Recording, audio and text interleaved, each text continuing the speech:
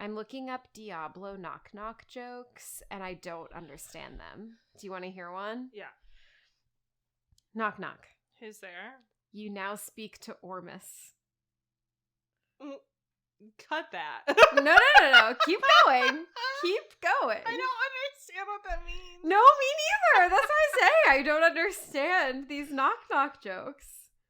There's no, like, pun in there with hello and hell. Like, nobody has done that. No. Because that feels, like, ripe for the pickin'. No. Okay, hold on. I'm looking it up. What's Alcor's favorite drink? Alcohol. Alcohol. I don't know who Alcor is. I don't know any other names! I'm looking up hell knock-knock jokes. But I guess that will probably spoil the punchline. How many Diablo 3 developers does it take to screw in a light bulb? I don't know. When I asked, they said they wouldn't be sure until they did further testing. I don't really get that either. These people aren't funny. They are really bad. Diablo jokes, bring your best ones. Diablo Immortal. That's good. That one's a good one. Okay, that one's good. Thinking of a Diablo joke is harder than fighting Duriel with an Amazon on hell difficulty. Someone please bail me out. These people aren't funny. This has to mean something to someone. I'm keeping every single one of these because someone's gonna listen to these and think like, they're hilarious. So funny. And when you do, email baddybreakdowns@gmail.com explain it to me. Okay. Your mom's so ugly that Duriel runs away from her when she enters his cavern. Who the F is Duriel? I don't know. Duriel Diablo? I almost said Diablo. Duriel is the Lord of Pain. Oh, he is gross looking. Oh, maybe I haven't got to that part yet. This might be a spoiler. Oops. It's Act 5? Oh my god, there's 5? There's 6 acts. I looked it up earlier. No! But I heard that the core of the storyline is Acts 1 through 3. Okay. And then 4 is like super short, and then 5 and 6 are supposed to be like more like end game. End game. Okay. Yeah. All right. Well, then let's just get going.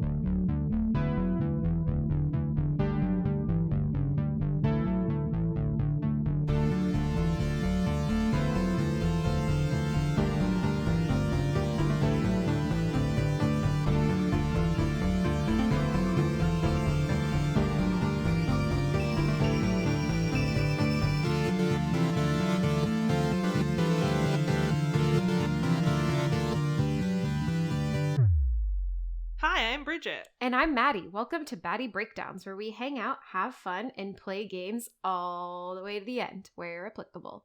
Today, we're going to talk about Diablo 4. We'll give you the breakdown from its creation to its critical reception, and then we'll take you on a deep dive into the game as we share our experiences and opinions while playing it. We'll close with if we recommend it, who we'd recommend it to, and last but not least, our personal rating for the game. With that, let's go to hell. Again, because we already went to hell. We went to hell with bloody hell, but we're going again. I was going to say, I feel like deja vu for the second time this year. We're going to hell. Okay, game description, Bridget. Yeah, so this one I got off of their official website. The endless battle between the high heavens and the burning hells rages on as chaos threatens to consume Sanctuary. Asterisk, I didn't even realize Sanctuary was a location, so I learned things about halfway through this description writing.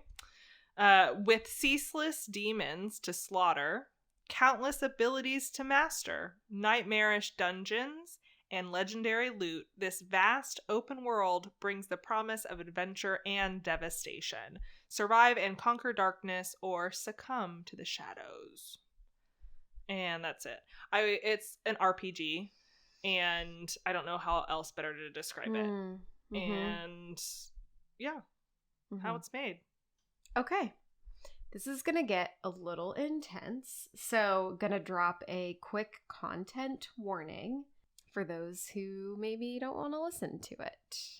Some background before I kind of jump into the more serious stuff. Diablo 3 came out in 2012, so it has been a long time since Blizzard actually released a Diablo game. In 2018, 6 years after Diablo 3 came out, Blizzard had said, oh, they have a huge announcement at the E3 or whatever conference was happening, and instead of announcing Diablo 4, they announced Diablo Immortal, which was that mobile game. Right. And so it resulted in that huge backlash. I don't know if you remember that. I vaguely remember it. With the mobile game, fans were so disappointed. They didn't want a mobile game. They wanted information about Diablo 4. Mm-hmm. And Blizzard at the time made some really tone-deaf comments about the fan response and like, well, I don't understand why everyone's overreacting about this. We're giving them things. And then the mobile game had some pretty predatory microtransactions that fans also didn't love. But then a year later, they announced Diablo 4 to a bunch more excitement from fans. Mm-hmm. However, and I'm going to start summarizing the article that I read that was really great, and I'm going to link to it in our show notes as always, but it's called To Hell and Back Inside the Tumultuous Making of Diablo 4. Oh. So, in 2021, that huge lawsuit hit Blizzard. Mm-hmm. And in that lawsuit, a ton of issues started to come to light about sexual harassment and assault and unfair pay for women and people of color, and a lot more disturbing stuff was in the lawsuit. And while most of the allegations were about World of Warcraft specifically, and the team for that, Diablo also had really major issues. I'm going to quote one of the Blizzard employees that did an interview for this article, because I think it just was really sad. Working on Diablo 4 was one of the most traumatizing game experiences of my life. That was speaking to the original game's directors and creative leads. 2 Warcraft alumni actually had moved to the Diablo team when they started working on Diablo 4. Those were Louis Barriga and Jesse McCree, and they were the original game director and lead designer. They were kind of going slow with Diablo 4, and so Barriga poached another creative director from the CD Projekt Red studio, Sebastian Steppen? I'm going to say Steppen. And then they were kind of the core 3 people who started the story and the concepts for Diablo 4 in 2017. In the article, it described that Barriga, McCree, and Stipin wrote the whole story for Diablo 4 in a conference room with only 5 other men. Already not off to a great start with the creative process. Right. When they started sharing the story with more people in the team and involving more people in the team, one of the first things that women in the studio said about the story was that every female character was like way over sexualized. So Lilith was like almost nude. Yeah. And every cutscene had her like seducing some dude and being really gross and sexual. Yeah. Every female character in the game pretty much was over sexualized. And one minor character was even called just the raped woman. Yeah. Really bad. Not even a name given to her. And that's so shitty. I know. I know. That's so okay. Continue. Yeah. And one of the only women of color characters, Steppen, really insisted that she be nude and not wear any clothes except for a single piece of cloth like over her like underwear region, but no bra, like nothing else. And another like female team member of color she described it as an exhausting battle to like cover up her body. And it was only kind of after that really exhausting battle that they finally were able to get clothes on like one of the only women of color characters in the game. Yes. Well, you know what? That sucks balls, but I'm proud of that. woman for like Yeah, doing that, yeah. for fighting that fight. She shouldn't have had to fight that fight. And a bunch of women in the studio stepped up and were fighting that fight and raising like consistent concerns about how misogynistic the story was. So 2 years in, and after all of the blow up, like in 2021, Barriga and McCree were both fired. Ooh. Only leaving Steppen. What am I calling his name? Steppen? Yeah. Okay, sorry. Only leaving... Like Steppen to the beach. Yeah. Only leaving Steppen, and it's really interesting. I was trying to dig for more. I wonder if it was something to do with his hiring contract, because he has not been seen in any press about the game. Like, at all. They are completely hiding him. You think it was like a silent firing where he's technically still on payroll but not actually involved anymore? And the person who wrote this article, he said that when he did a tour of the studio, Steppen's office was completely empty. Oh. So I think it was something of like silently pushed out, but maybe had a contract that they had to keep, so he couldn't technically be fired. Yeah. And the other thing is that the person who wrote the article was trying to find Barriga and McCree, and their digital footprints have been like completely wiped from the internet, which is just wild. Oh. Where were they? So were the three of them involved in the lawsuit as perpetrators of I don't of the think harm? Directly. Okay. But they had allegations, and then they had this behavior that came to light of like the really misogynistic story they wrote, and then insisting they not change it, right? They were continuously battling their like female employees about how misogynistic the story they wrote was.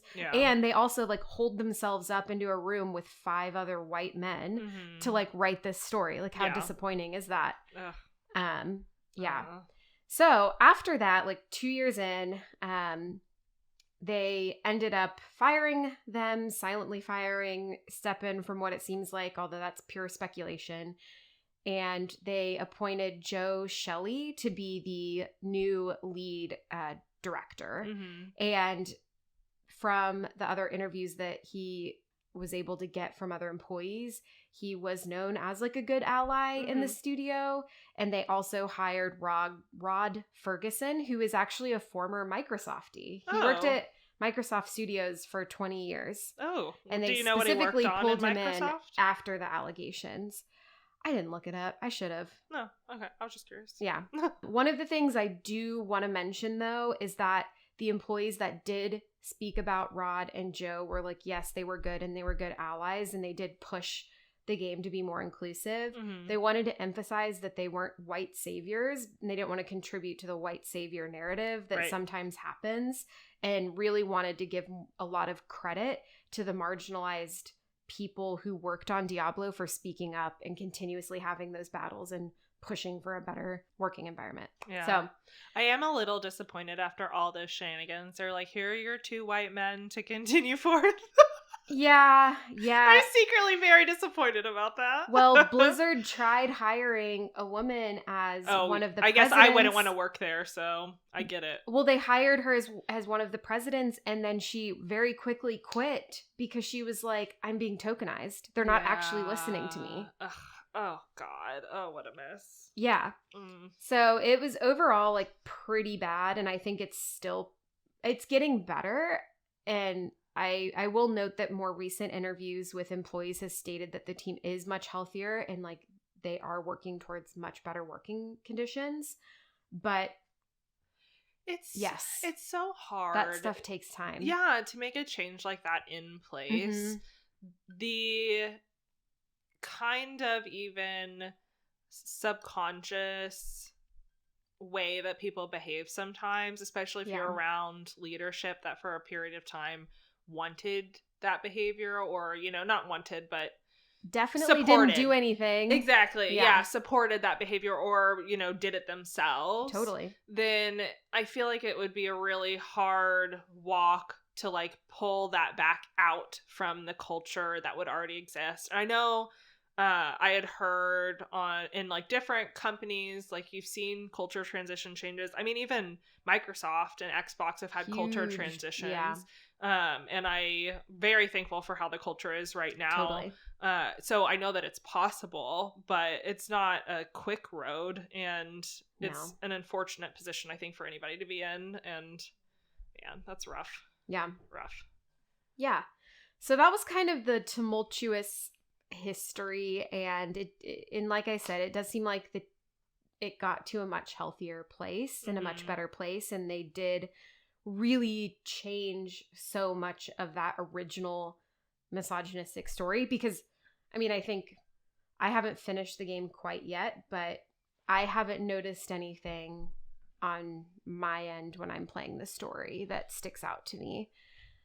But so it seems like they made some really good improvements there. Yeah, I mean, I'd have to watch it with that lens, but yeah, I would like to go back through and think about it, I think, a little bit more critically. I'm thinking, and as we dig into some of the campaign, we can talk about, there were main women characters, and I don't remember them being sexualized at all in the slightest. Yeah. I Lilith was definitely a little sexy, but but it's Lilith. She has to be a little she's gotta sexy. be a little sexy. Yeah. I'd be disappointed if Lilith wasn't sexy. Yeah.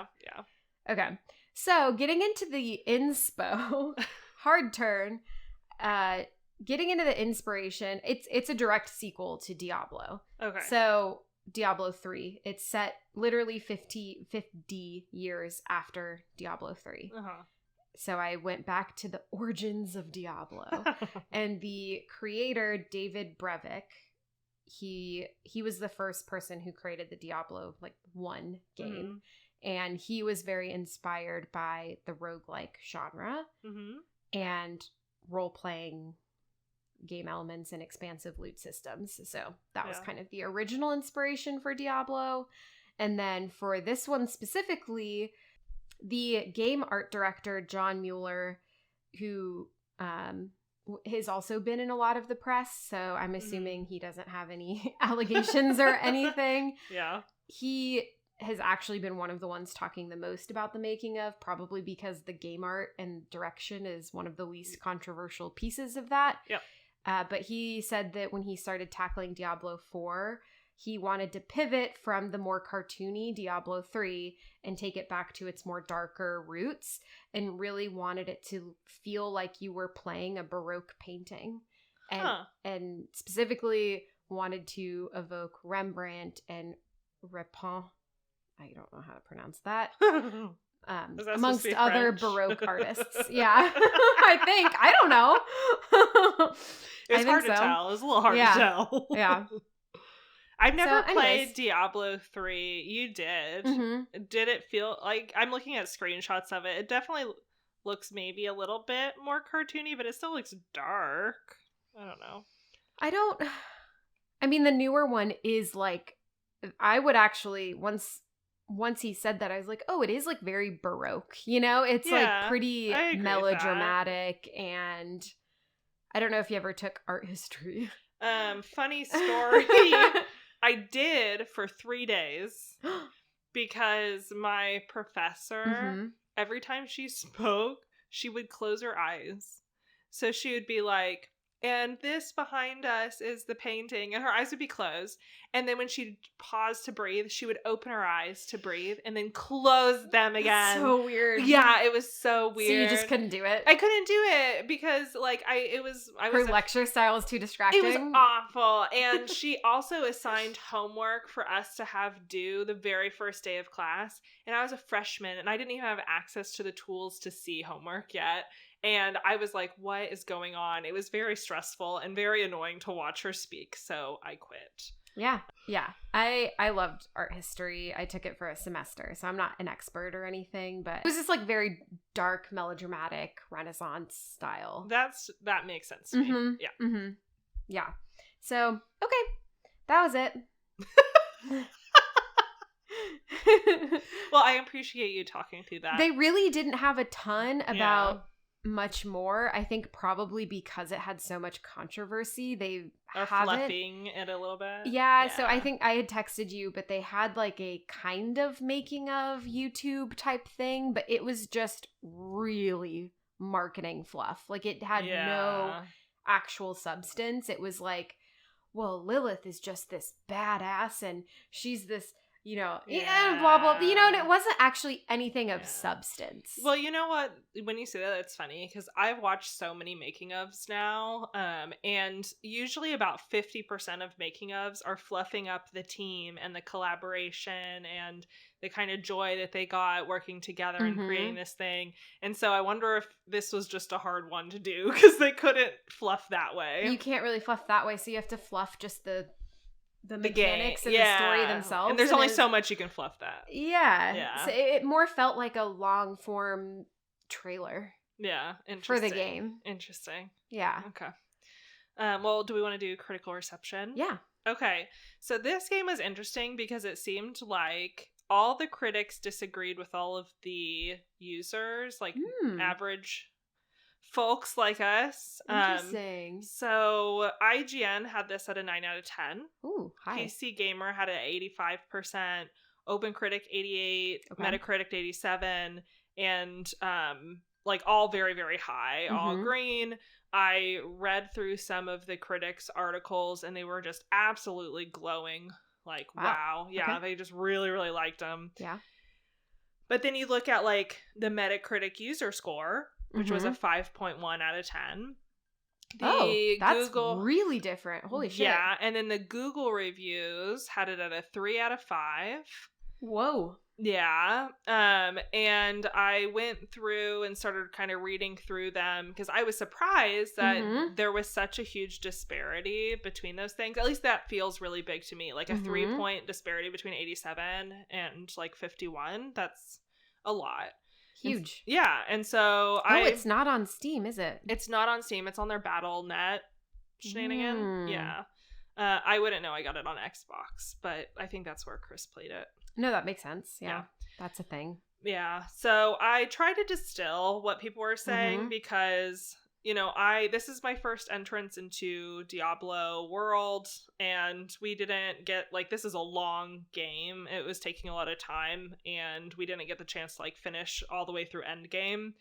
So I was trying to kind of distill as I read through to figure out, okay, what seems like common kind of thoughts here.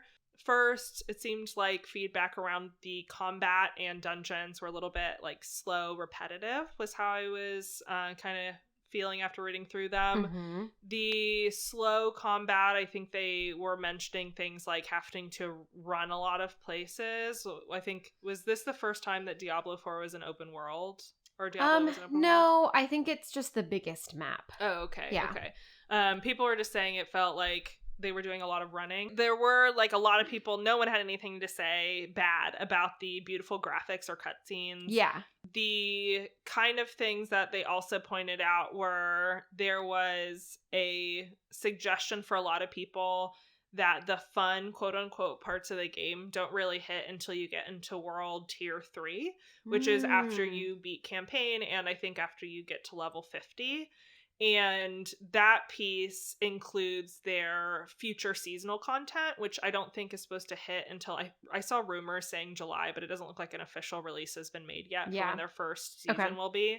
But they're planning season content, and you can't even play that season content until you're in World Tier 3. Got it. And the there's like also additional layers to the game and like dungeons, I think they call like Nightmare something. And all of that stuff isn't until you like advance past the like main game. Got it. And people were complaining about like the fun stuff being locked that far in. And a lot of people were suggesting like, oh, I just speed run it until World Tier 3. And then people were like, why would you ever do that? Like, make the first part fun. And so people were complaining about like in the first part bad loop drops and things like that. And then the last thing that I thought was really like a fun commonality is a ton of people were like, why isn't there a tab for my gems? Oh. After they said that, I was like, wow, I wish there was a tab for my gems. I didn't even think about that. I didn't even think about complaining about that. Yeah, but a ton of people did. A ton of people. No, it makes complete sense. Yeah. So now I complain about it. I know. I was like, I literally wrote in my comment, like, and I am also now in that camp. Yeah. Yes. But I will button all that up with a positive review that is really funny to me. Okay. because it seems very white knighty. Okay. I don't know why, it just does. I'm sorry, if you're the person who wrote this, I'm glad that you loved the game. In the face of undeserved criticism, Diablo 4 stands Oh, goodness. as a remarkably well-designed game that seems to be the victim of misdirected nostalgia.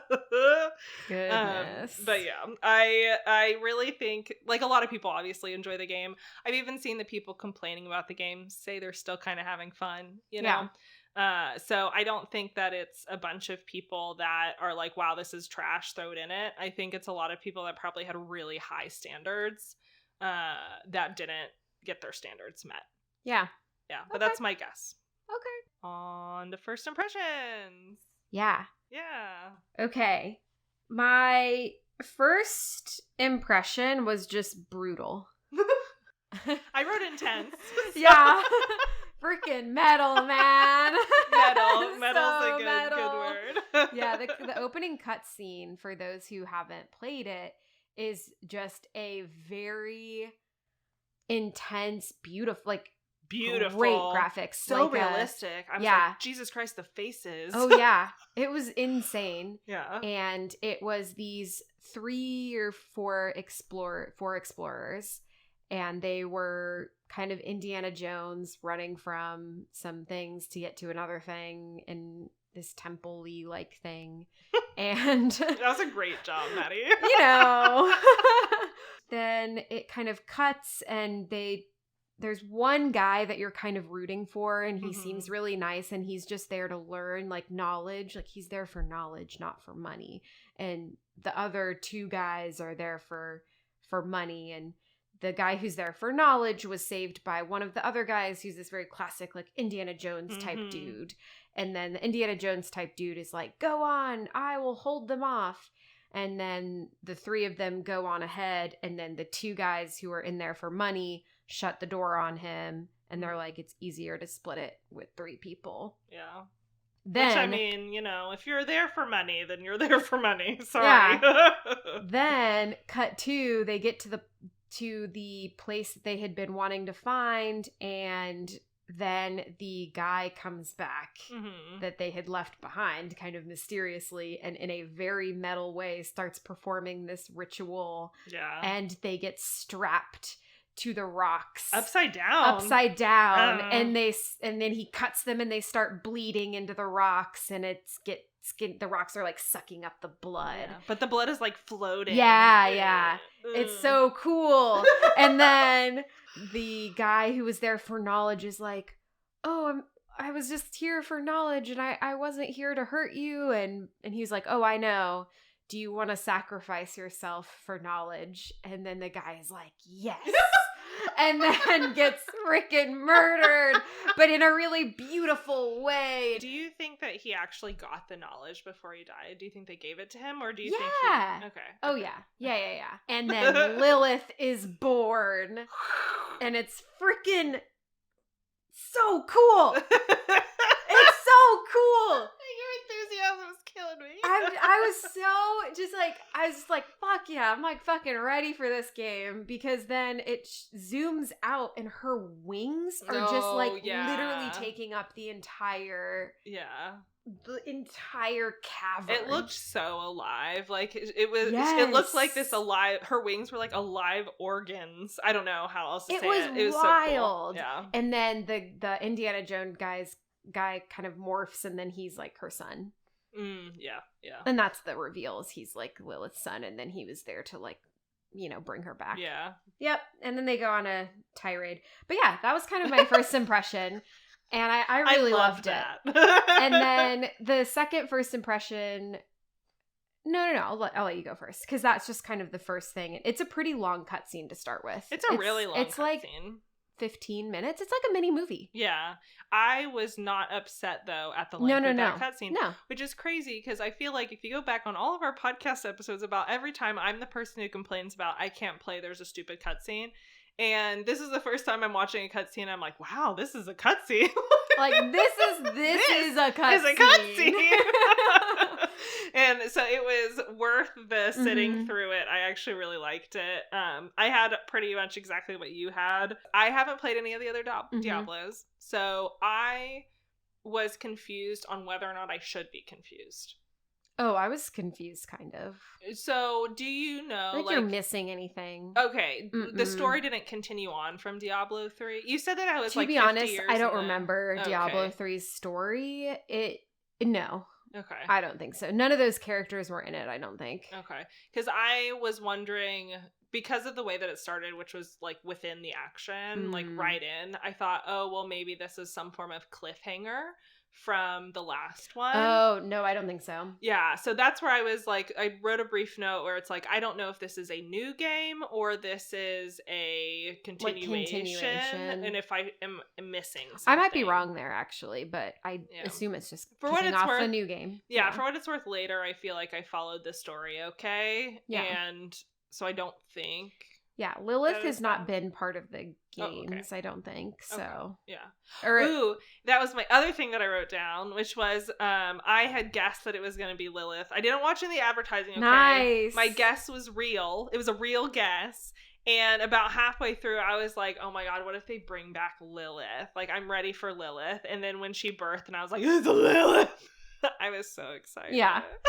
Yeah, it's a really cool reveal. And I also just Googled it, and Lilith is not in the games before. Oh, okay. She's just name dropped.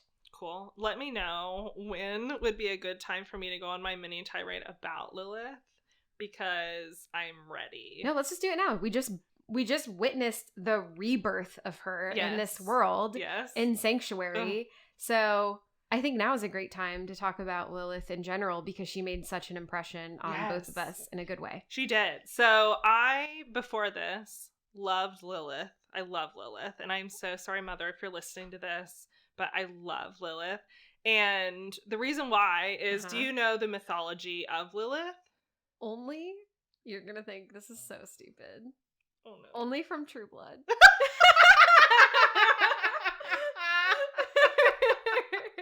I love that for you. Yeah. The mythology that I've read about and seen is super fun, because Lilith is usually like Christian mythology, and her myth, it's, there's different versions of it, but the one that's my favorite is that Lilith was Adam's first wife. Oh. So, Adam of and the famous Eve. Adam and Eve. The Bible never actually mentions anyone called Lilith. But, okay, I love this. This is like my own weird hypothesis thing. But Lilith isn't actually named in the Christian Bible. She is named in other, Jewish literature. Interesting. But not, I don't think the Torah. I could be wrong there. I apologize if I am. But she's not named in the Bible. And the reason that people attribute her to be Adam's first wife is because there are two key verses in Genesis. One in Genesis 1:27, which was God created mankind in his image. In the image of God, he created them male and female. He created them. But then a whole chapter later, he says in Genesis 2:22 or something, he mentions the Lord then, the word then, then the Lord God made woman from the rib he had taken out of the man and brought her to that man, which is Eve. So that's Eve. Yeah. Eve gets introduced a whole chapter later. But he did create. But in the first chapter, he created female and male. And the whole first chapter, he's doing things in order. He's talking about the order he made them. And the hypothesis is that, okay, well then who's the woman before Eve in this chapter 2? And they say, oh, it's Lilith. And then my favorite part is that the reason you don't hear about Lilith, and the reason that Lilith is considered a demon, is because she got fucking banished from the Garden of Eden because she didn't obey Adam. Adam told her what to do, and she's like, no, fuck you, and they booted her out. Oh. And I love it because Eve is used throughout the Bible and Christianity in general to, oh, you're made from man is better than you. It's just icky. It's icky. It's misogyny all over the place. Yeah. And Lilith is a feminist icon, and I love her. I love her so much. And so when she, like, came out, I was like, Lilith! But then, of course, she's the evil one, and it's really upsetting to me. Well, but we don't know yet. That's true. We haven't finished the whole campaign, so I don't know yet. And then I played a necromancer, and I was like, I should be on Lilith's team. I don't know. Anyway, so I'm just fangirling Lilith right now, but she's an icon, and we should appreciate her. Yeah. I love that. I loved that little lesson. Yeah. Thank you. There you go. Thank you for walking me through that. Should we talk about character creation stuff? Yeah. Because you just mentioned that you were a necromancer, so Yes. I think it's a good time to talk about the different characters that you can choose from. Yeah. What'd you pick? Oh, I saw what you picked. Who played it? Yeah. What'd you pick? I picked Druid, and I was really stuck between necromancer and Druid. And the character types that you can get, just as a quick summary, is Barbarian, Necromancer, Sorcerer, Druid, Rogue. Is that it? Yeah. Miss one? Oh, I think that's right. Yep. So those are all the options that you have. And when you, right after the cutscene, it drops you into character creation. So we have not played the game yet when I'm talking about this. And of course, it took me forever to pick because I was just like, oh, which one? And then I just really loved how the Druid women were like big and meaty and freaking powerful. Yeah. And so I ended up going that way just because of that. But the necromancer was originally calling my name. But I went with necromancer. I was actually between necromancer and rogue. Yeah. Because I like bow and arrow and I like thiefing. I like being a thief. I like being sneaky. That's what I played most of Skyrim, and pretty much any game where I can be the sneaky one, I do that. Yeah. But I'll tell you what, I am so sneaked out, and I wasn't sure. Yes, you talked about that in the last episode. Yeah, I am just done with sneaking right now, and I also have absolutely no idea what Diablo 4 is at this point. I knew absolutely nothing. Yeah. And I thought, depending on the gameplay, which I wasn't sure what it was yet, I was like, oh god, if this one is the one where I do have to do everything slow, I just don't want to do that right now. Yeah. And Barbarian I never will pick because I do not like melee. It's just not the thing I like. And I thought that Necromancer seemed like the thing that was fun and different that I wouldn't probably get to play in a lot of other places. Although my D&D character is a druid, so I'm a little upset at myself I didn't pick it. Yeah. But the powers on Necromancer just seemed cool. Yeah. So I did it. Yeah. So Chris, your boyfriend, picked Sorcerer, and then Fiance. I'm so sorry. I really fricked that up. Sorry. And then DK, my boyfriend, picked Barbarian. Yeah. So the only class that was not represented while we were playing was Rogue. Yeah.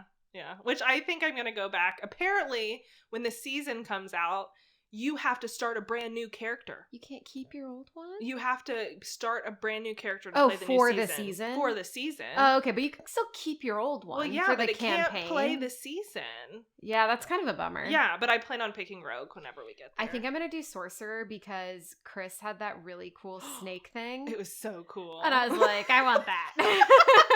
It was really cool. Yeah, that was really, really cool. Do you want to talk about like the skills and the style of play for Druid? Yeah. So the style of play for Druid is it's kind of like a barbarian, honestly. It's a tank character.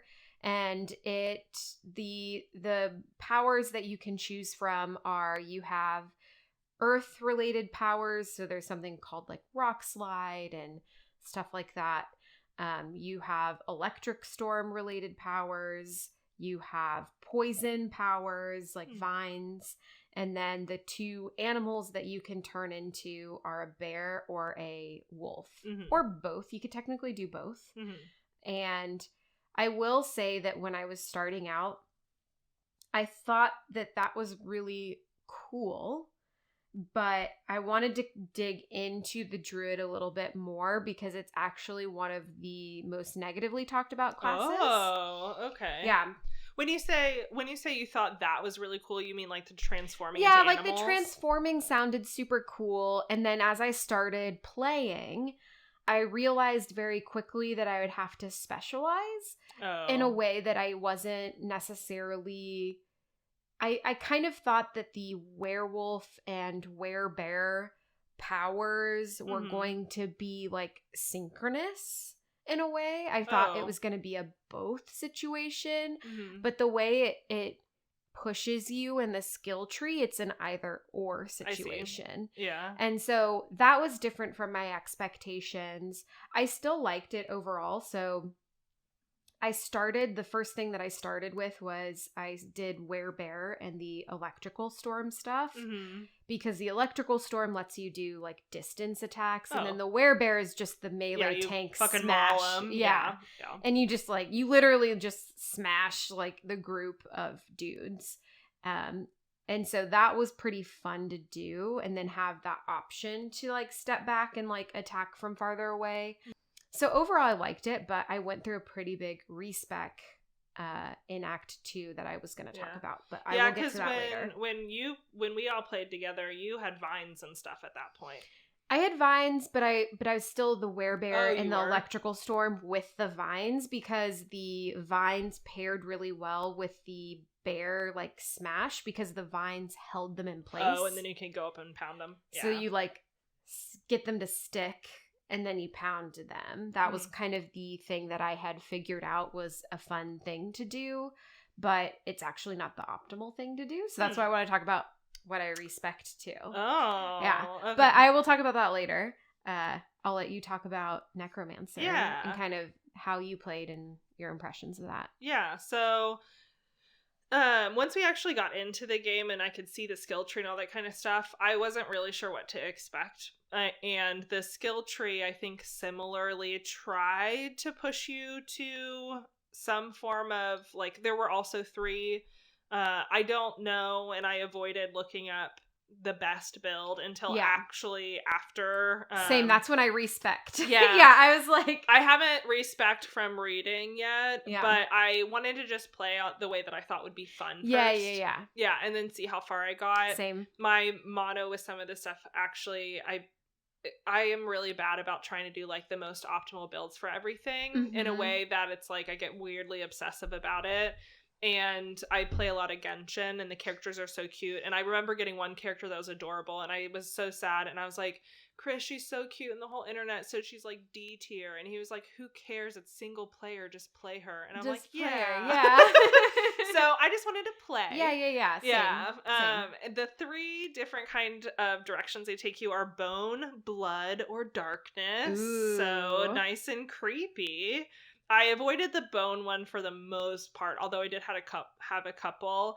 That one was more like physical damage. It had things like bone spears and stuff like that. It seemed kind of lame, so I didn't pick it. The blood sounded like it could be cool, but it was really confusing.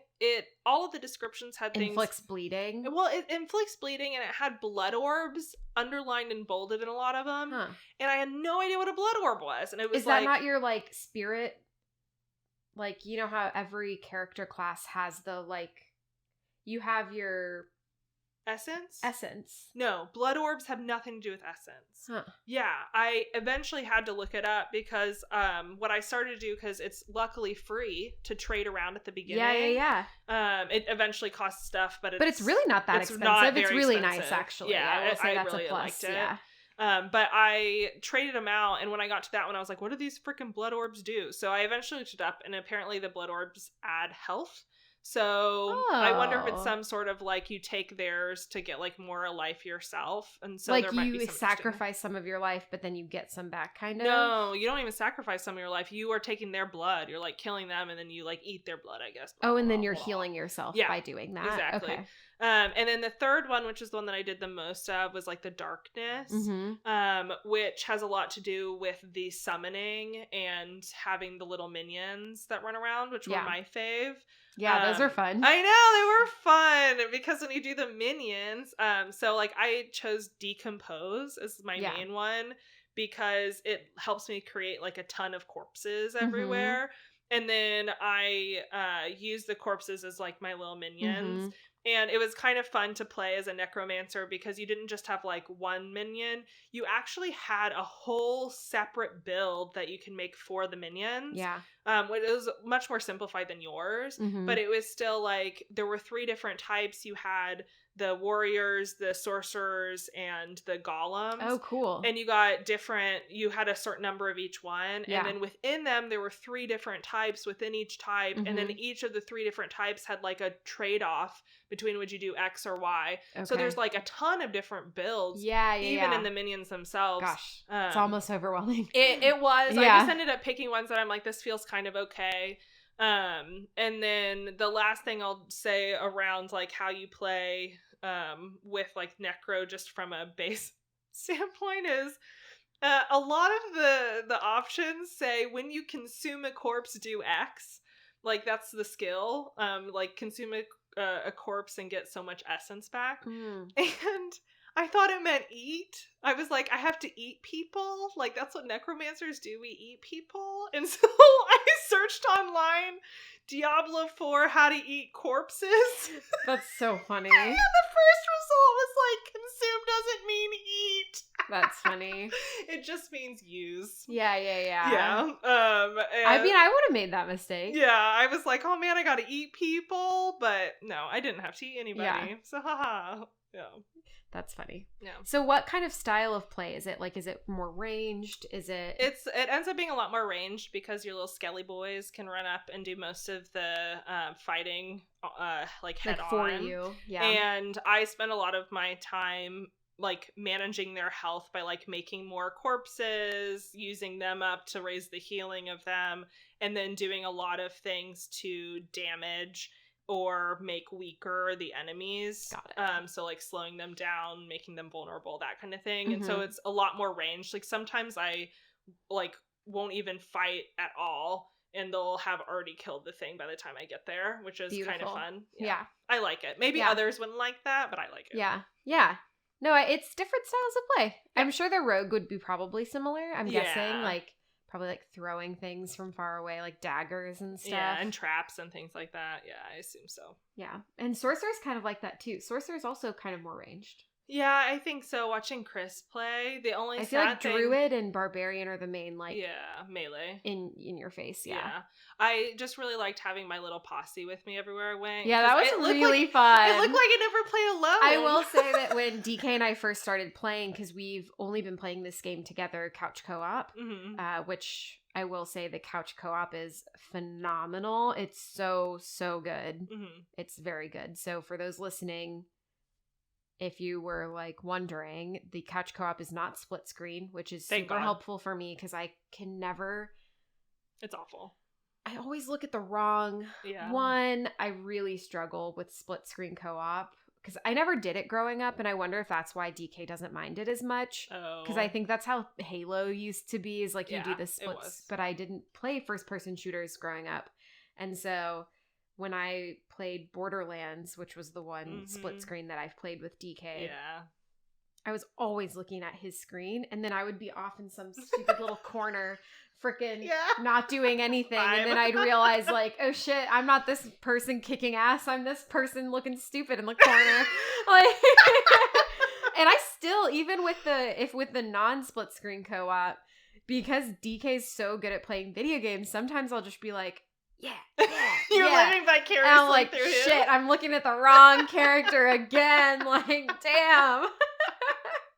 I'm like, go. But yeah, anyways, the couch co-op, it is sadly a dying breed, but I love it so much, and I wish more games did couch co-op like that. I'm surprised that it's dying too. We're all stuck at home for like 3 years doing COVID stuff. Yeah, a lot of the major ones are more. Have you played It Takes Two? Yes. Oh, okay. And I have controversial negative opinions of it. Okay, well, we can save that for a different time. It's funny because this just came up in a team meeting the other day. Oh. Where I was... That you were like, It Takes Two. Well, Ethan was saying that he really liked it. Yeah. And I was like, I think it's trash. We need to finish this podcast. I want that take because I never actually finished that one because I got kind of bored. I never finished it because I thought it was a bad game. DK and I thought it was a bad game. The story is trash. Mm-hmm. The puzzle mechanics are repetitive and monotonous. And the characters suck. They're bad people. The characters were bad people, for sure. So, they were bad people. I didn't like it. You know what? Vibe. I get it. And the book was creepy. It was really weird. Mm-hmm. It was such a weird mix of tones. Mm-hmm. And I don't think they landed it well. Huh. Interesting. I don't know that I disagree with you. I wonder if it did so well because more people do just want couch co-op. Yes. That's my guess. Mm-hmm. I honestly can't believe it won Game of the Year. Oh, I forgot it won Game of the Year. I really silly. can't believe it. It's That's so wild. That was silly. a bad year though. That was a bad year of games. Yeah, it'll be interesting to see who wins this year. Yeah. Okay, sorry. Okay. Back to Diablo. Yeah. Couch co-op. Okay, that was my thing about couch co-op. Yeah. It was good. Yeah, good. I've only we played the online, and the online I that thought also was worked. good. Except when I tried to go into y'all's world, for some reason I was really struggling with it. Yeah. The invites weren't working for a bit. But we figured it out. Yeah. We got there. We made it. It wasn't too bad. Yeah. The one thing that I will say that was a little sad about that was it was doing really wonky stuff with the cutscenes. Yes. Yeah. Let's talk about that a little bit. So Bridget, DK, Chris, and I played all together for an evening because we wanted to, play together for this podcast and We're also friends, just for fun. guys. We're friends. And it was really... Did a fucking bird just whack itself into the window? It did. Is it okay? I don't see it. It fell to the ground. I don't want it to die on my thing. That was scary. It's fine. We're all fine here. The bird is fine too. There's no dead birds. No dead birds. That means the bird is fine. We played the couch co-op and it was pretty good for the most part. There was a little bit of some lagging issues, but the only main issue is that we were doing the campaign together. Yeah. And when we got to the big story beats, sometimes one of us would start the cutscene and it wouldn't start it for anyone else. Yeah, and then it would finish. Or the other way around. Yeah, and so you could never trigger it yourself. So we never saw it. And it made Act 2 kind of hard to follow because we were getting half the cutscenes because it was also really random. Yeah. And then what we ended up doing is that sometimes if Chris would do it at the same time I did it, then we would get the cutscene and he would get the cutscene and then you wouldn't though. Yeah. And then sometimes you would do it and then the rest of us wouldn't get the cutscene. Yeah, it was a mistake. I think one time I was the only person on the cutscene and I didn't trying remember to summarize it for us and we were like, I was I think I pressed A through all the boxes. I'm sorry. Yeah. Classic. So yeah, Act 2 is maybe a little fuzzy, but I did do a story summary. Good, great, because I need it for sure. I need it.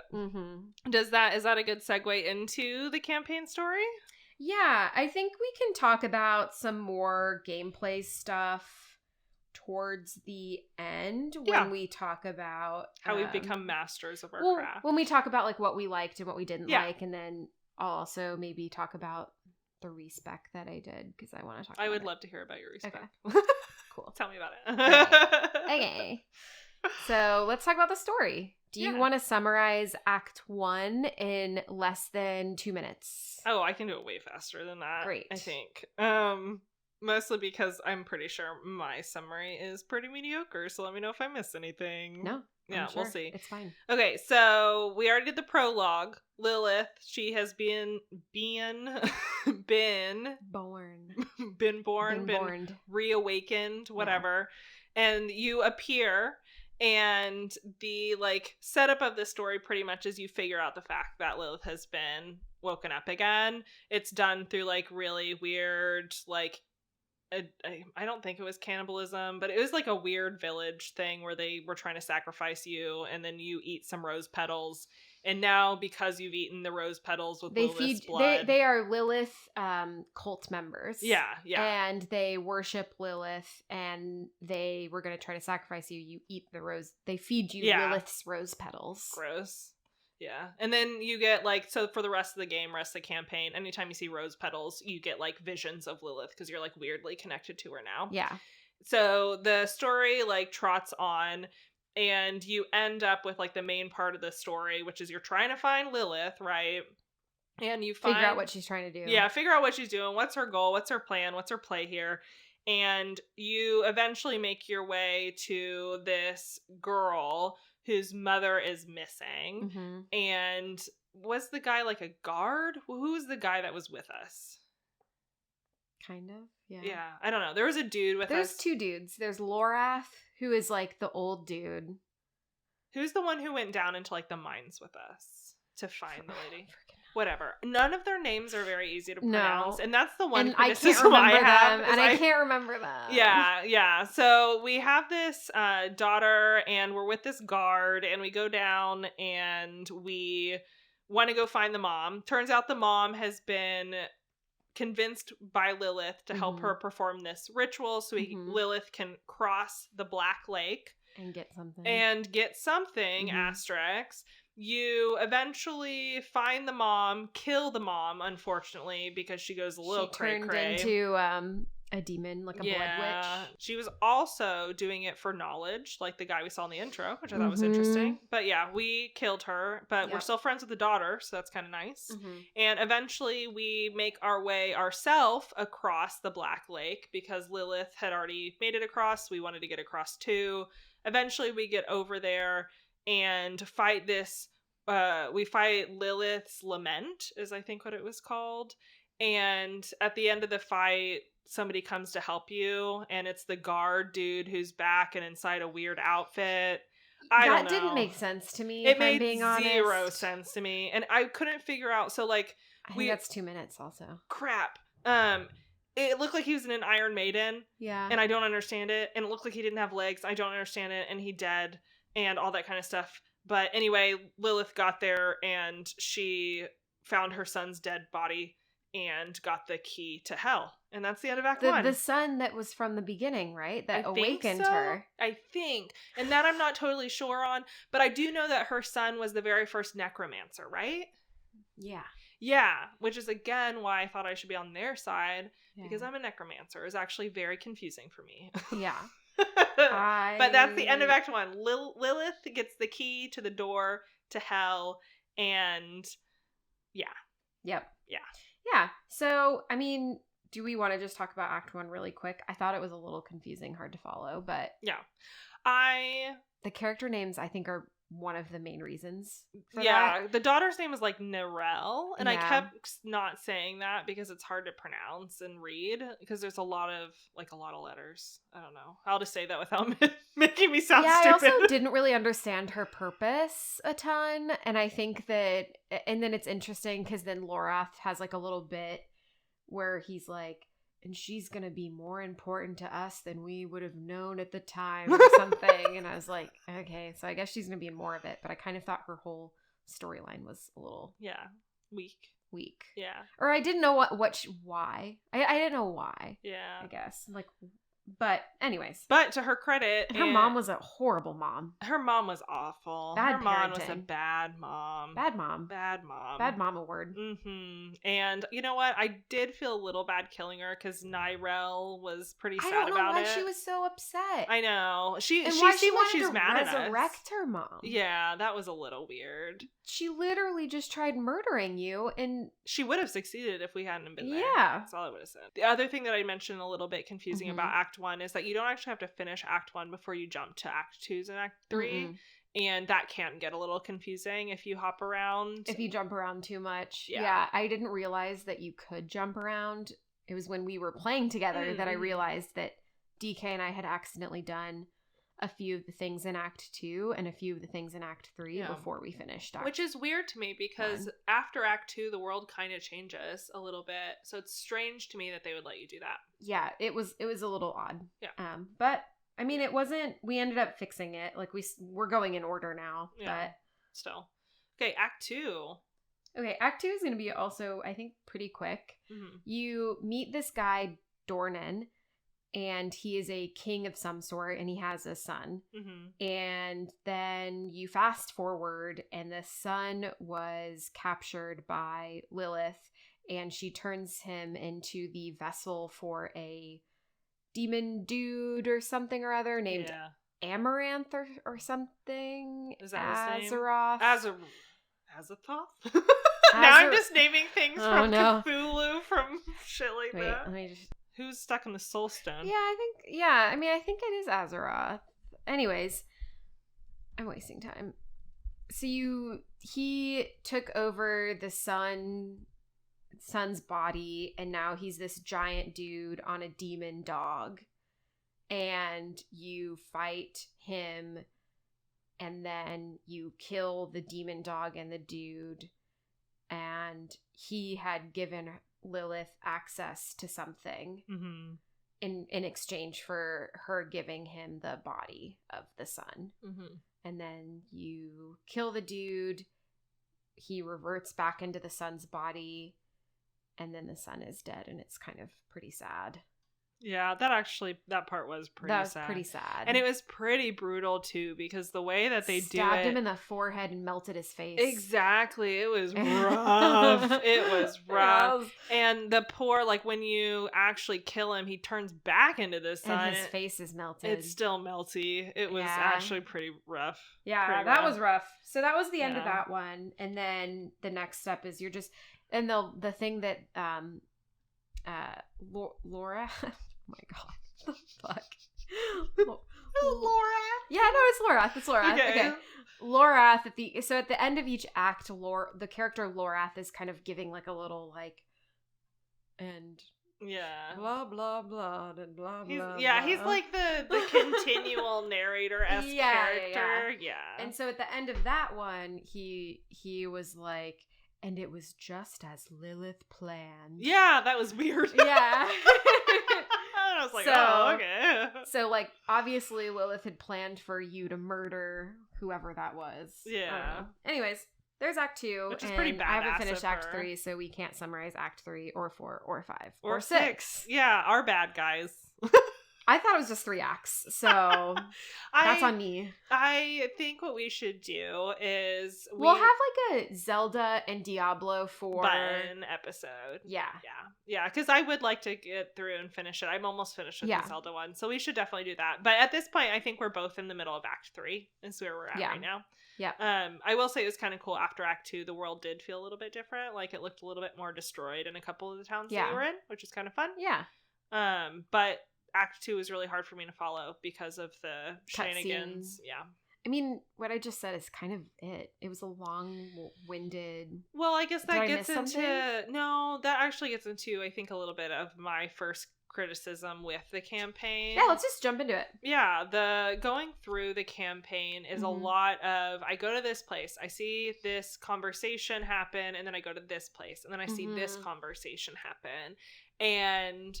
I am not the biggest fan of quest systems that are built that way. Like, a lot of the side quests are actually things you're supposed to do, but a lot of the campaign is either you're doing a thing in a dungeon or you're just running from point to point watching somebody talk, which is a little boring. Yeah, I don't know. How do you think? Like, did you feel that way, or?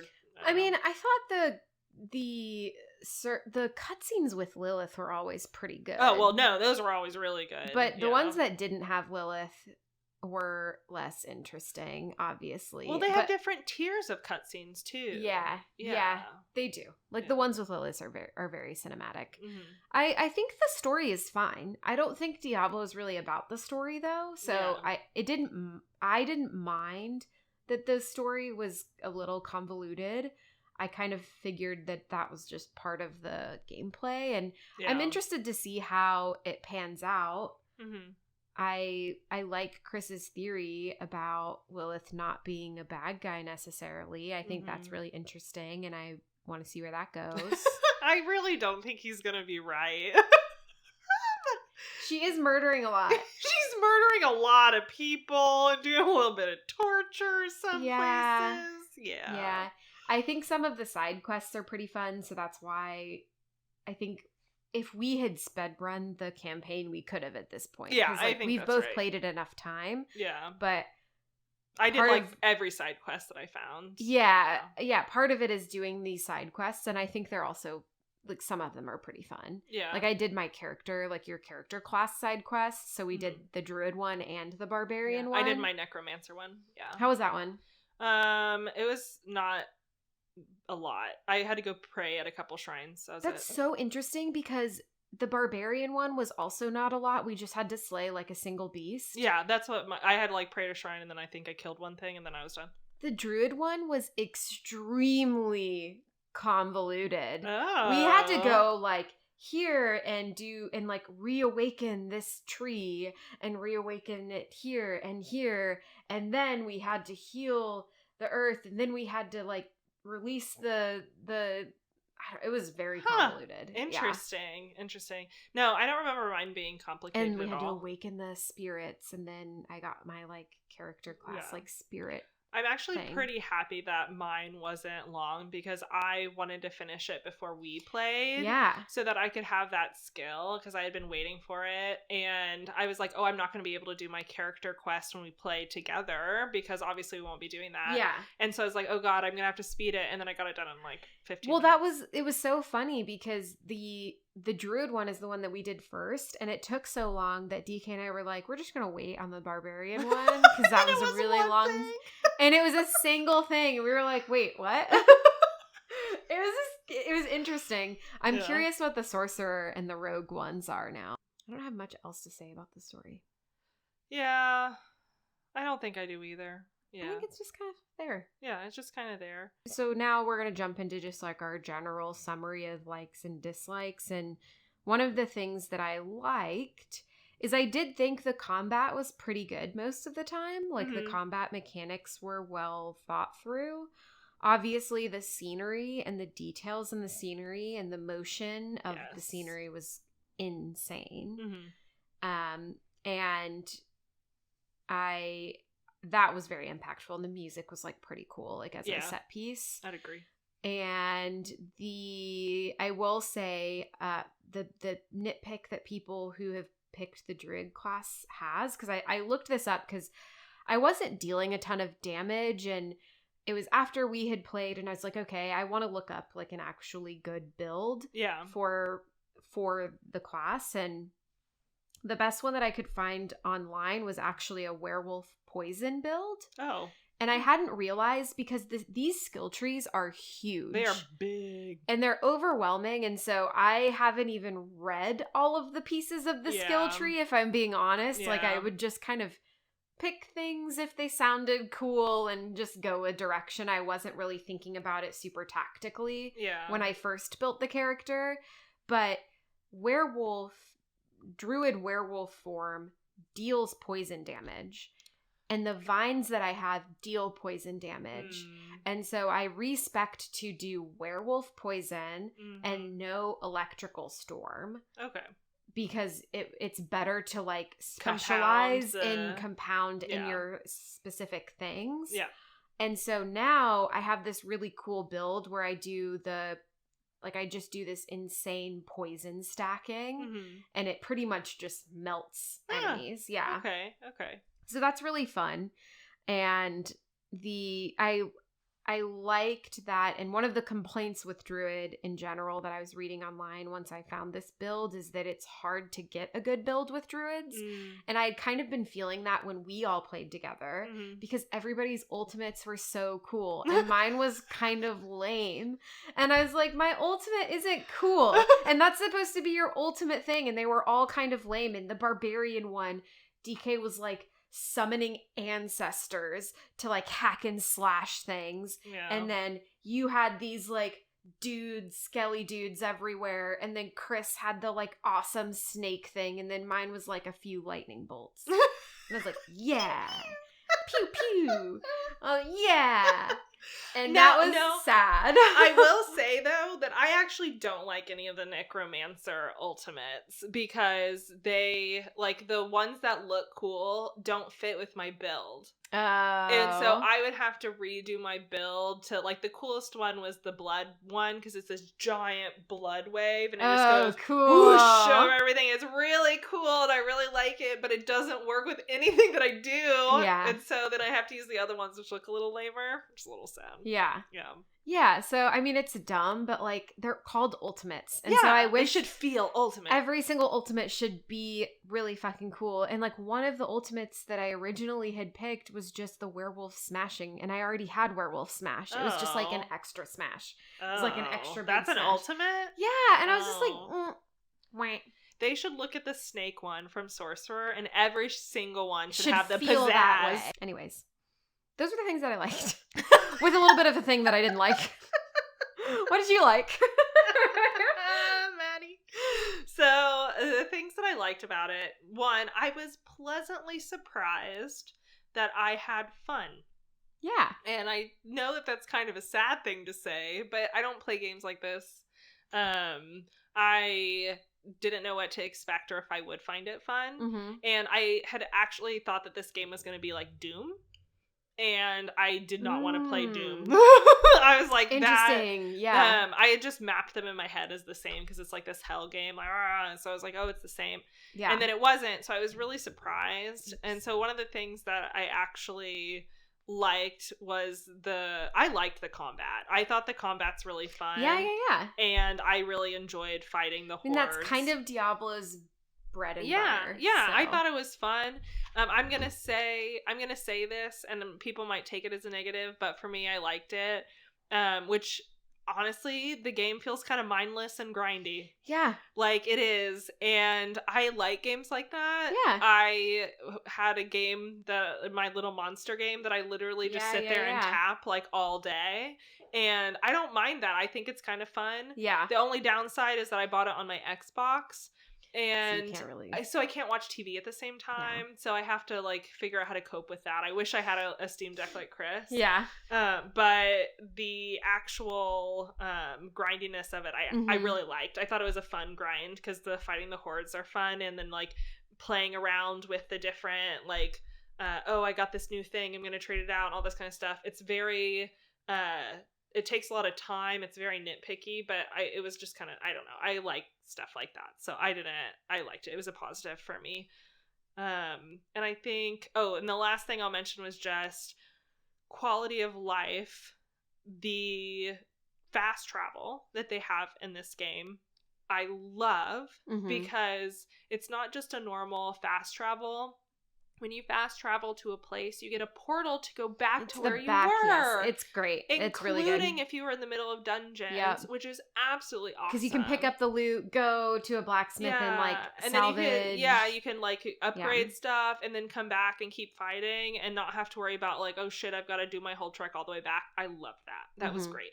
Or like I have to start thinking about what I want to keep from this dungeon or not. Yeah, you just portal yourself out, sell it all, and then come back. Yeah. It's nice. Okay. Yeah, I agree. Yeah. Dislikes? Dislikes. The walking. Oh. We still don't have a horse, guys. We don't have a horse. And it's so long. One day we'll get a horse like everybody else. Walking. And then you have to fight guys, and there's so many. There's so many guys, and I hate it. You don't like fighting that much? It just gets so repetitive. You're just like, fucking leave me alone. I'm just trying to run to this place. Like, leave me alone. Sometimes you don't want to fight. Maybe that's why maybe you should swap to Necromancer for a little bit, because for those, I usually just run on by, and then my boys kill him, and they come follow me. Well, I just keep running sometimes, and there's a certain distance away, and they'll turn around. Yeah. But so much running. No horses. There is a lot of running. And they tease you with the stables, and you're like, oh, I'm going to get a horse, and then you don't. You eventually do. You eventually do, but I think it's at the end of Act 3 that I was reading, you get the horse. Okay. God damn it. Okay. That's like halfway through the game. We're two noobs, guys. To have horses. We run around on our little feet like sad people. Yeah. So the other thing that I didn't love is the merchants are pretty useless. Mm. I don't know if you found that as well, but the gear that they sell it's always worse. Is really expensive and worse. Yeah. So I essentially have barely been selling anything. Oh. I just salvage the material so that I can just put a bunch of upgrades on my stuff from the blacksmith. Interesting. I have I've been selling what doesn't have a little like the little salvage thing so that you get the skin. Yeah, like I've been selling anything that doesn't have that and then salvaging everything that does. But I've been really stressed about upgrading stuff because you get so much loot in this game. I don't know what is considered good yet. And I assume because I'm lower level, because I'm just in the 30s right now, that I wouldn't be getting good loot.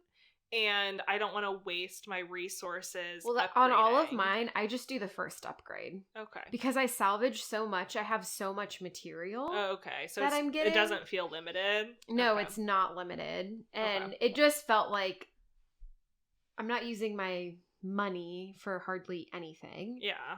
And that's kind of the most impactful type of thing that I felt you could do in town. Yeah, that's fair. Because the merchants are selling shit things. Yeah, I haven't bought anything from a merchant yet. No. And I have so much money. I've got like $300,000. Yeah. Oh, one thing I like though, the Cabinet of Curiosities is pretty fun. Did you guys do gambling? That? Yeah. That's pretty fun. I at first didn't realize what I was doing, but I noticed that he was responding with like, "Ooh, that was a bummer." Yeah. And I was like, "Was it?" Then you look and it's the gray item. Yeah. So I realized what was happening and what was going on eventually. But no, that one was fun. Yeah, that was a fun little piece. All right, what do you not like? What do I not like? So similar to your repetitiveness with the like people running at you all the time, I don't really like the dungeons, which is a sad thing to say in Diablo, I think. I don't know how the dungeons were before, so you all aren't going to get a spiel on like, oh my god, the Diablo 2 is so much better. I don't know. All I know is that these dungeons, it doesn't seem like there's a lot of variety in them. It seems like there's a few different scenery backdrops, but even only at level 30, it's already getting a little repetitive. And the complexity of dungeons are very straightforward. It's like every single dungeon is built as there's like a first checkpoint, and you need like a certain number of things at that checkpoint, or you need to kill a certain number of things in order to get through that checkpoint, or blah, blah, blah, or go kill the thing, get that one object, and bring that object back, and then get to the checkpoint. And then once you do that part, then you kill all the things on the other side, whether it's a big boss or a bunch of little ones, and it's just a lot of them. But that's like literally it for all of them. And there are like other mini versions that aren't like full dungeons that have a little bit more variety, but the dungeons themselves just are super repetitive for me, and I don't know what kind of... I don't find them to be worth it. Yeah, like I just don't know, and I don't know what kind of game this is at endgame because we haven't gotten there yet. Yeah. And so maybe it does get a lot more interesting once you get to endgame. I do not know yet. But at least for now, the dungeons that I am currently in, they are pretty boring. I would agree. I also think that the aspects like are so specific that like most of them don't matter. Yeah. So it doesn't really matter when you're doing it. Like you have to look on the map and see exactly what aspect it is, and like, are you even going to use it? I haven't used a single aspect. Yeah, that part just confused the heck out of me because I was just running to dungeons and doing them, which is a mistake. If you haven't played yet, do not do that because you get side quests later that take place in those dungeons, and so then you have to clear it a second time, which is super annoying. And then if you clear it at the end, you do get like an aspect for some of them, and they're per class. And I didn't realize that, and I've got like 5 bajillion barbarian things because I did like a whole region that was apparently all barbarian, and it was so annoying. Yeah, I assume they transfer to your other characters, which makes it less annoying, but I'm still annoyed. I would assume so. Yeah, that would be a mistake. It would be a super mistake. But I was also confused because I didn't realize that you can transfer weapons. that you get. You were the one that told me characters. that when we played together. Yeah. So I started saving sorcerer stuff now that I pick it up. Because I'm like, my next character is going to be a sorcerer. I tossed all my barbarian stuff. And luckily, I don't think I'll ever play as a barbarian, so it's fine. But still, I wouldn't have done that if I had known. Yeah, I think that was mostly it. It's just the dungeon-ish. Which is kind of sad. It's like a big part of the game. Yeah. I don't know. We'll see how it evolves. I'll see how it evolves. The season content might spice it up. I'm interested. Yeah. Yeah. And the end game content might spice it up. So I'm really wanting to get myself up to level 50 to see what the second kind of part looks like. Me too. Yeah. Wrap it up. Recommendation. Yeah, I recommend it for people who want a local co-op. Mm-hmm. I think it's way more fun with people. I don't know, maybe you can comment on the solo play a little bit more, but I think it's best enjoyed with someone else, at least. And I think that it is not for beginner gamers. I was quite overwhelmed. Yeah. And I'm more of a seasoned gamer, so I would say if you're starting out, probably not the first choice that I would go for. Yeah.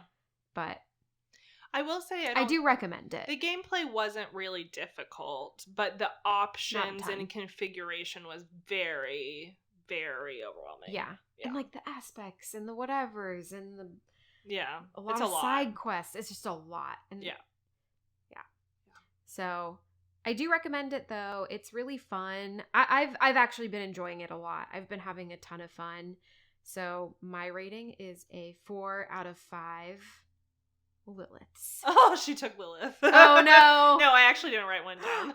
Okay. So I gotta come over there on the spot. You can also be Lilith. We can just do double Liliths. Are we Lilith? Yeah. Okay. Well, would I recommend it? Who do I recommend it to? So I would recommend it. Mm-hmm. I see the criticisms that people gave it. Mm-hmm. I had my own. I think the thing that gives me pause is this is a very expensive game. This was like $70. That's so true. This was $70. I didn't factor that in. Yeah. Yeah. And so what I would say is you need to like the grind. Mm-hmm. That's what I would say. If you like those kinds of games, it's a great point. Then I would say yes. I think it's fun, but it is a grind. And I'll be honest with you and say I'm going to definitely keep playing it because I paid the money for it and I am having fun. But I think if I traveled back in time, I don't know that I would have bought it just because there's so many things that... so many games. There's so many games. Yeah. And I think this is going to be one that if you really wanted to like play it, you'd be putting a lot of time into it to do that grind. Get that character to max level. Get all 5 to max level. Yeah. Do a brand new character for each season. Like this is a dedication thing. Yeah. And now we'll see. Maybe I'll try that and see how much fun I have and how it goes. But if you are somebody who doesn't like that kind of tedium, then I would say no. Mm-hmm. If you played Pokemon and you didn't ride your bike in circles in order to like level up stuff because you hated that, like I wouldn't play this game. That's a really good point. It's really grindy. Yeah. But with that being said, I would recommend it if you do like that. Mm-hmm. And I did think that it was fun and I am enjoying it a lot more than I thought. But with all of that being said, I'm only giving it a 3 out of 5. Okay. Yeah. And that's mostly just because like in the grand scheme of things, 5 is like, wow, it really wowed me. Yeah. And 4 is like, I'm really happy that I bought this and I would have, and so 3 is my like, yeah, I'm enjoying it now that I'm playing it. That's where I am. It's not like, whoa. Yeah. I will say I gave Tears of the Kingdom a 4 out of 5 and this is why maybe we should approach the 10. I know. It's just, one day. I will say that Tears of the Kingdom, request. I'm enjoying more. Yeah. Now that you say that, these games are so different. They hit a different thing for me. You have to be pretty active in Tears of the Kingdom. And this one, I actually do really like grindy games. So it's a background game. Yeah. No, totally. It is very different. I think that when I was playing some of the Diablo stuff, though, I was thinking in the back of my head, I could be playing Zelda right now. Yeah, that's fair. I really want this game, but I want it to be pink. And cute. Yeah. Oh my gosh. That's what I want. Because the last thing I'll say is the scenery is super, super dark. Yeah. It's very grotesque. brutal. It is not the kind of thing that I like to put myself in very often, and so the amount of hours I'll need to grind in this environment wouldn't be my first pick. So it is a really good one where if you were playing it solo, though, you could like listen to a podcast or listen to an audiobook and play. And I do really appreciate games like that. Yeah. And like you had kind of mentioned that like, oh, I would definitely play with a friend. I still liked it playing solo, but I wish I would have had the TV on. Yeah. If I could only rate the cutscenes, I would give it a 5. Those cutscenes are awesome. Yeah. Like the really cinematic ones are that opening cutscene was fucking awesome. Yeah. Cool. I have a small off topic. We've been talking for so long. Have we been? But what's the I'm gonna off say topic? it anyways. Okay, let's do it. Maddie, I would love to hear your off topic. I am literally dying to hear it.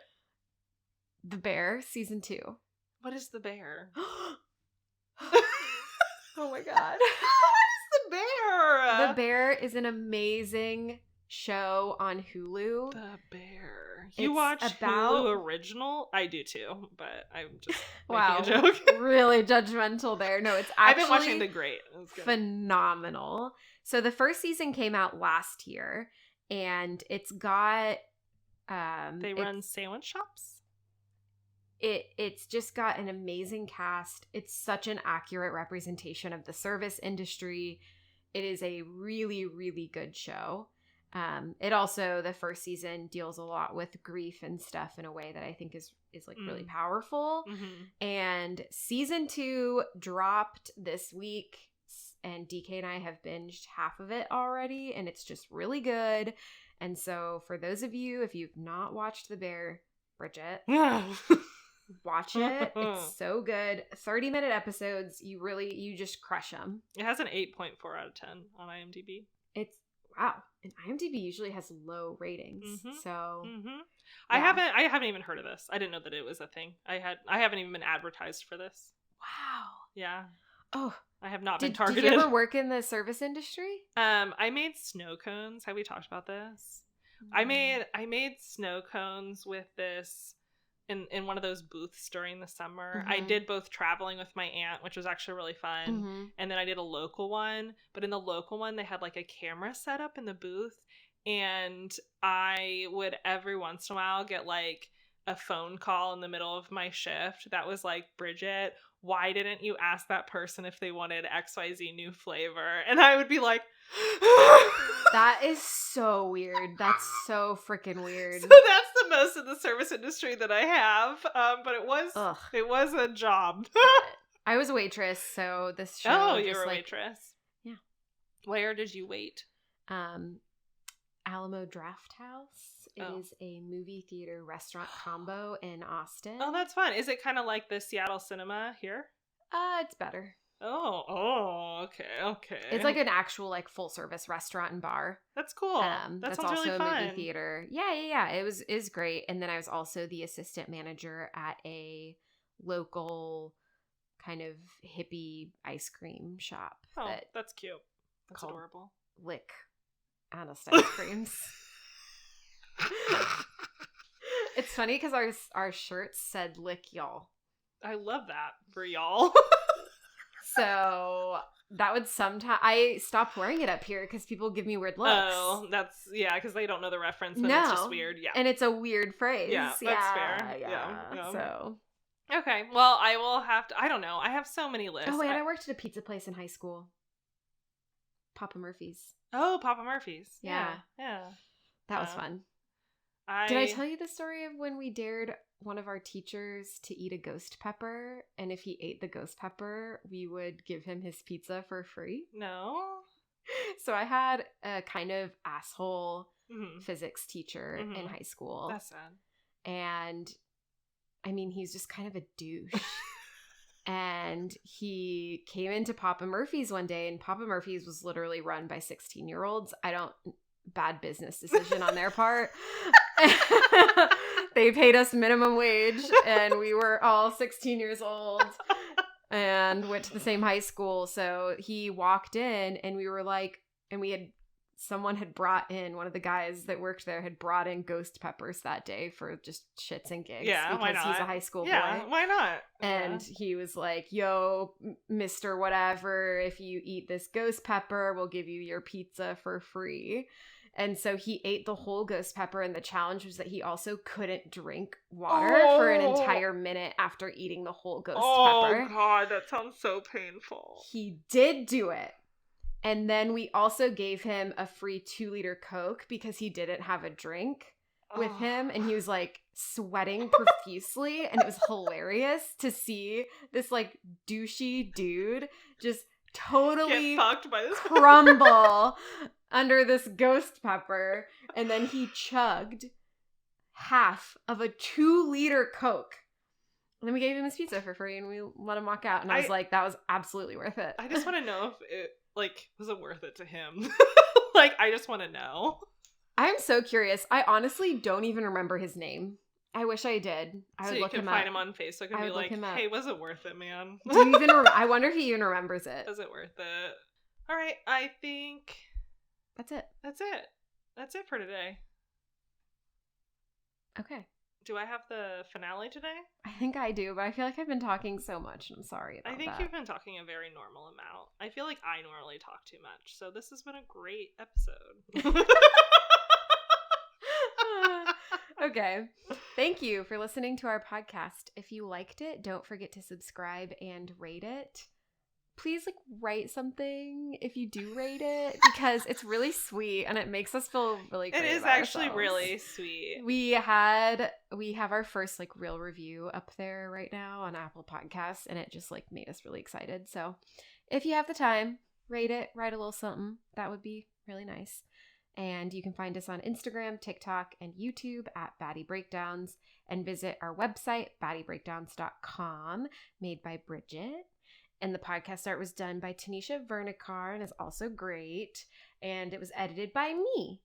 Join us next time to hear us two baddies break down Stanley's Parable. Ooh. It will be Maddie's first time, but it will not be mine. Yeah, Bridget's going on vacation. Mm-hmm. So we're playing a game that I'm really excited to see she's played before. How you feel about it. It is a very cool game. So I'm excited. This will be a good one. Yeah. Yeah. Okay. Bye. Bye.